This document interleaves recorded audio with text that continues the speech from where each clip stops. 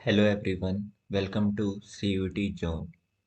आज हम current affairs के मोस्ट इम्पॉर्टेंट क्वेश्चंस देखेंगे हमारे एग्ज़ाम के पॉइंट ऑफ व्यू से। ये इस सीरीज़ का पार्ट 2 है। अगर आपने इसके पहले की सीरीज़ नहीं देखी है तो आप जल्दी जाइए और पहले उसको कंप्लीट कीजिए और फिर ये सीरीज़ देखिएगा। तो चलिए अपनी नोटबुक और पेन निकाल लीजिए और हम शुरू करते हैं आज के सबसे इम्पोर्टेंट करंट अफेयर्स जो पिछले कुछ दिनों में हुए हैं।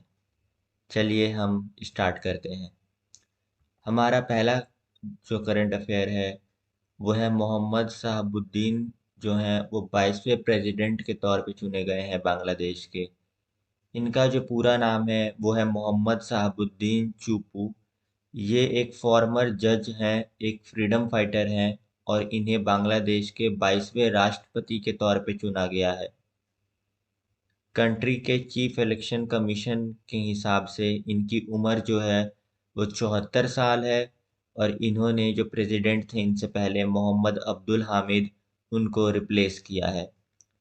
जब हम बात करते हैं बांग्लादेश की तो हम 1971 कैसे भूल सकते हैं, यानी कि 1971 जो था बांग्लादेश लिबरेशन वॉर, उसे हम कैसे भूल सकते हैं। इसमें पाकिस्तान जो कि पहले दो हिस्सों में था, वेस्ट पाकिस्तान और ईस्ट पाकिस्तान, और उनके बीच में था भारत। 1971 की लड़ाई में ईस्ट पाकिस्तान जो था वो वेस्ट पाकिस्तान से आज़ाद हो गया और वो आगे चल के बना बांग्लादेश 16 दिसंबर 1971 को। यानी कि 16 दिसंबर 1971 को ईस्ट पाकिस्तान जो था अब वो एक नया देश बन चुका था और उस देश का नाम था बांग्लादेश। जब हम बांग्लादेश के लिबरेशन की बात करते हैं तो हम तजुद्दीन अहमद को कैसे भूल सकते हैं। ये एक बांग्लादेशी पॉलिटिशियन थे, एक बिजनेसमैन थे।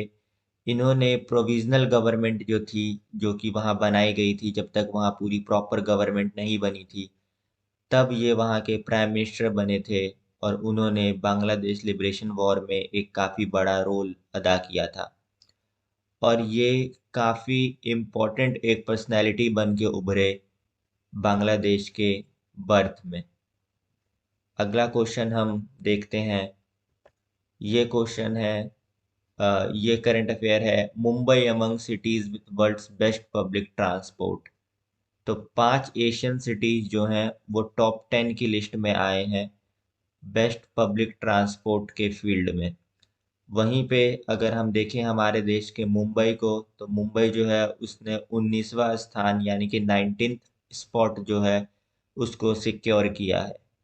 जर्मनी का जो बर्लिन शहर है वो दुनिया का बेस्ट पब्लिक ट्रांसपोर्ट सिस्टम के लिए नंबर 1 पे आया है ग्लोबली, फॉलोड बाय चेक रिपब्लिक की जो कैपिटल है प्राग। मुंबई जो है उसने, जैसा मैंने आपको बताया, कि 19वां स्थान प्राप्त किया है और ये हमारे देश का नंबर 1 सिटी बन गया है पब्लिक ट्रांसपोर्ट में। इस सर्वे के अकॉर्डिंग, जो कि लंदन बेस्ड टाइम आउट जो एक मीडिया आउटलेट है जो कि फोकस करती है हॉस्पिटैलिटी बिजनेस एंड लेबल्स पे, उन्होंने ये लिस्ट निकाली थी जिसमें मुंबई जो है वो 19वें स्थान पे आया है। अब हम देखते हैं अगला। तो यहाँ हमें दिखेगा कि वाइस एडमिरल जो है संजय सिंह, बेसिकली इनका नाम है, ये बने हैं vice chief of naval staff 2 अप्रैल 2023 को। इन्होंने जो चार्ज है उसे अज्यूम किया है vice chief of naval staff के तौर पे, जिसको हम VCNS भी बोलते हैं, 2 अप्रैल को 2023 को। ये कई सारे चेंजेस आए हैं इस फील्ड में। जैसे अगर आप देखेंगे तो कुछ नए अपॉइंटमेंट्स हुए हैं, जैसे कि मैंने अभी आपको बताया। उसी के साथ हम देखेंगे कि जो सूरज बैरी हैं, उन्होंने चीफ ऑफ पर्सनल, जिसे COP बोलते हैं, उसके तौर पे अपना पद संभाला है। वहीं पे वाइस एडमिरल जो हैं आनंद, उन्होंने डायरेक्टर जनरल नेवी ऑपरेशंस यानी कि DGNO का पद संभाला है।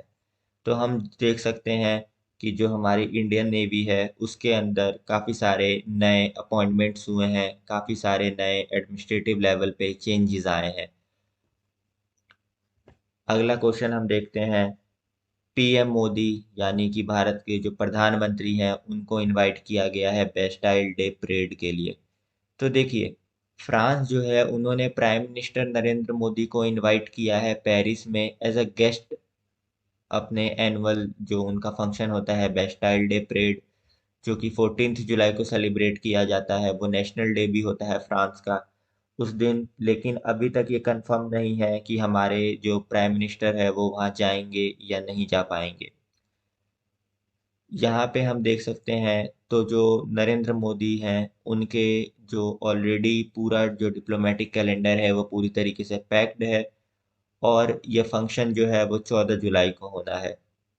जो प्राइम मिनिस्टर हैं फ्रांस के, जो प्राइम मिनिस्टर हैं फ्रांस के एंड जो प्रेसिडेंट हैं इमैनुअल मैक्रोन, उन्होंने सोचा है और ऐसा माना जा रहा है कि बहुत सारे मेजर एग्रीमेंट साइन होंगे इस समय, मेजर एग्रीमेंट्स पे बात होगी, जैसे कि Indo Pacific region, nuclear power और डिफेंस के ऊपर, या फिर हम ये कह सकते हैं कि ये दो कंट्री जो है वो 25 साल अपने पूरे करेगी स्ट्रेटेजिक पार्टनरशिप में। अगर हम वहीं देखें तो मिस्टर मोदी जो हैं वो विजिट करेंगे फ्रांस को, और अभी तक ये कंफर्म नहीं है, लेकिन इससे पहले वो कई बार फ्रांस हैं वो जा चुके हैं। आखिरी बार जो नरेंद्र मोदी जी हैं वो मई 2022 को फ्रांस गए थे। और ये पहली बार ऐसा होगा कि इंडियन प्राइम मिनिस्टर को एज अ चीफ गेस्ट बुलाया जा रहा है इस डिकेड में। अभी से कई साल पहले यानी कि 2009 में, 10 साल से पहले, जैसा आप सभी को पता है 10 साल का एक डिकेड होता है, 10 साल पहले 2009 में इन्होंने, फ्रांस ने बेस्टाइल डे में एज अ चीफ गेस्ट बुलाया था डॉक्टर मनमोहन सिंह, जो हमारे पूर्व प्रधानमंत्री थे, उनको। उसके बाद एक पूरा डिकेड निकलने के बाद अब उन्होंने हमारे देश के प्रधानमंत्री को as a chief guest invite किया है, और मुझे ऐसा लगता है कि हमारे देश के प्रधानमंत्री को जरूर जाना चाहिए। चलिए अब हम देखते हैं आगे बेस्टाइल डे क्या था। तो अभी जैसा मैंने आपको बताया था बेस्टाइल डे सेलिब्रेट किया जाता है। तो बेस्टाइल बेसिकली, बेस्टाइल डे जो है उसे फ्रेंच नेशनल डे के नाम से भी जाना जाता है, और इसको सेलिब्रेट किया जाता है 14 जुलाई को हर साल। क्योंकि इस दिन बेस्टाइल जो था वो एक फोर्ट था जो कि पेरिस के बीचों बीच में था, और इस फोर्ट को 14 जुलाई 1789 को तोड़ दिया जाता है पेरिस के लोगों के द्वारा।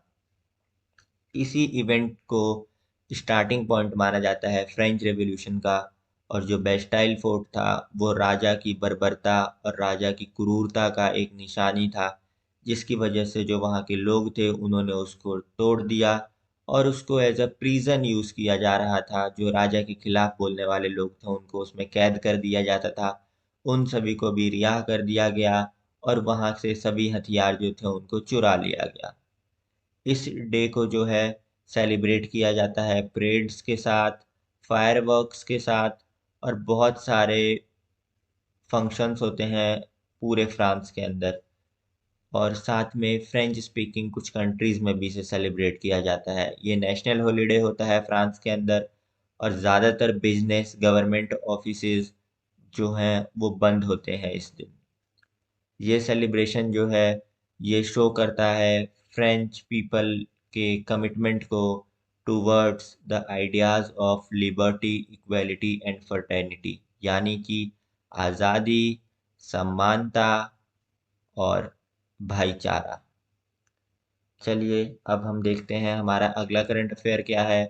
तो वो है, नासा जो है उन्होंने अपॉइंट किया है इंडियन ओरिजिन के, जिनका नाम है अमित, उनको इन्होंने अपॉइंट किया है मून टू मार्स प्रोग्राम के लिए।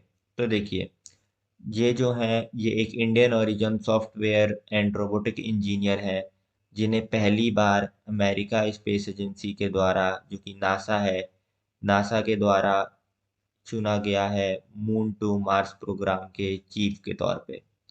ये प्रोग्राम जो है ये हेल्प करेगा नासा को मून के बारे में जानने में, और हमें मदद करेगा कि किस तरीके से हम जो है स्पेस में जा सकते हैं, किस तरीके से हम मार्स पे पहले मैन को भेज सकते हैं और कैसे हम मार्स के ऊपर अपनी कॉलोनीज इस्टेब्लिश कर सकते हैं। मेरा आप सभी से सवाल है, आप जल्दी जाइए और जाके कमेंट कीजिए और मुझे बताइए कि नासा का फुल फॉर्म क्या है। जल्दी जाइए। चलिए, अगर आपने अब तक कमेंट कर दिया है तो बहुत अच्छा है, नहीं तो आप वीडियो पॉज कीजिए और कमेंट कीजिए।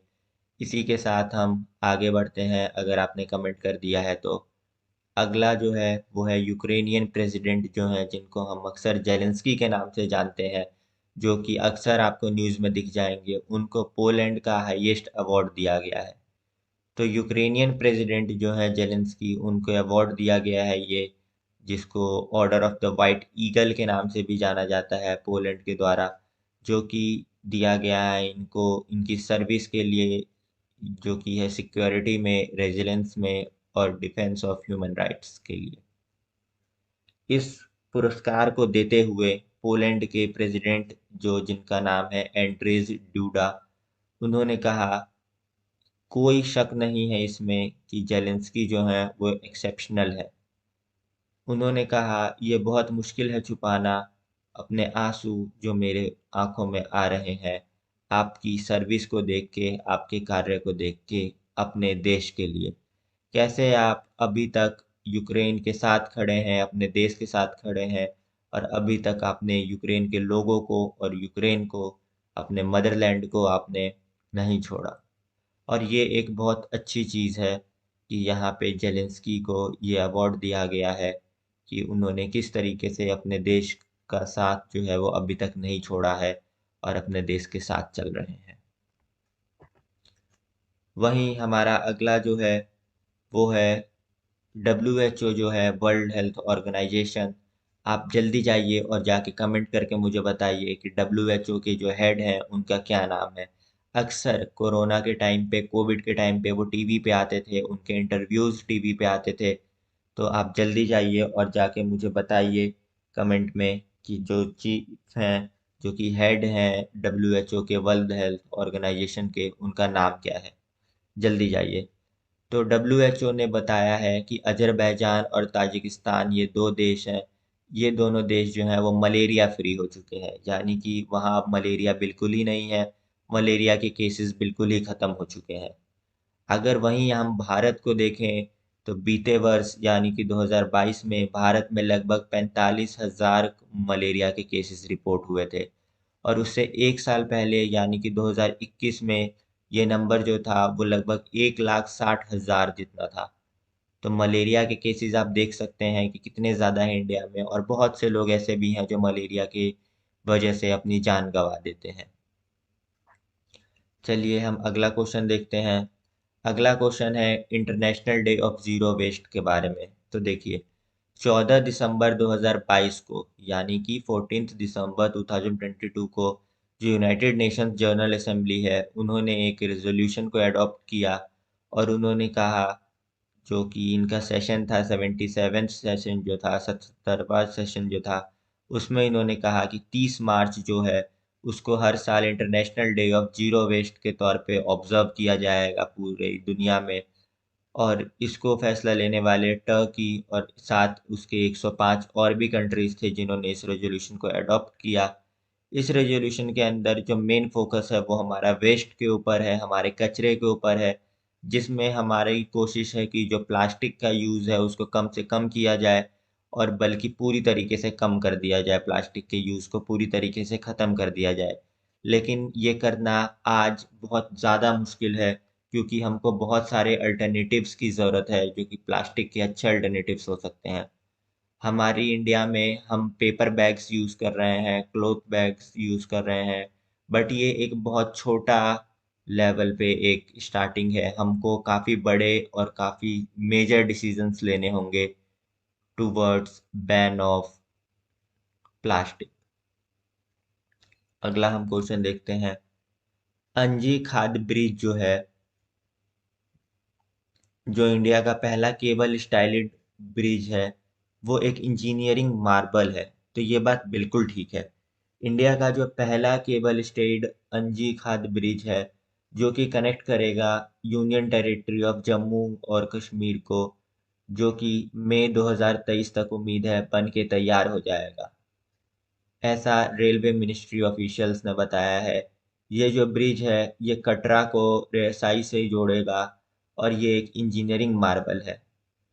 ये कश्मीर को पूरी इंडिया से जोड़ेगा, जो कश्मीर है उसको पूरे देश के साथ जोड़ेगा। और इस पूरे प्रोजेक्ट की कॉस्ट जो है वो 37,000 करोड़ है, जिसमें से इस ब्रिज को बनाने की ही कीमत मात्र सिर्फ 4,000 करोड़ है। माफ कीजिएगा, 400 करोड़ है।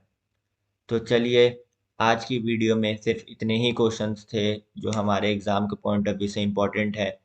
तो मिलेंगे हम अगली वीडियो में। तब तक अगर आपने इनको नोट नहीं किया है तो जल्दी जाइए, फिर से इस वीडियो को देखिए और जल्दी से जाके सारे नोट्स बनाइए। और मैंने आपसे जितने क्वेश्चंस पूछे हैं उन सभी क्वेश्चन के आंसर आप जल्दी कमेंट सेक्शन में जाके कीजिए। मिलेंगे हम अगली वीडियो में। अगर आपने अभी तक हमारा टेलीग्राम चैनल ज्वाइन नहीं किया है तो आप हमारा टेलीग्राम चैनल ज्वाइन कर सकते हैं। डिस्क्रिप्शन में आपको उसका लिंक मिल जाएगा। उसमें हम डेली क्विज़ेस कराते हैं जो कि आपकी एग्ज़ाम में काफ़ी ज़्यादा हेल्प करेंगे। तो अगर अभी तक आपने ज्वाइन नहीं किया है तो जल्दी से जाके ज्वाइन कर लीजिए। और अभी तक अगर आपने हमारा चैनल सब्सक्राइब नहीं किया है तो आप हमारा चैनल भी सब्सक्राइब कर लीजिए, क्योंकि आप देख सकते हैं कि हम कितना वैल्यूएबल कंटेंट बना के लेके आ रहे हैं आपके लिए। Thank you. अगले वीडियो में मिलते हैं।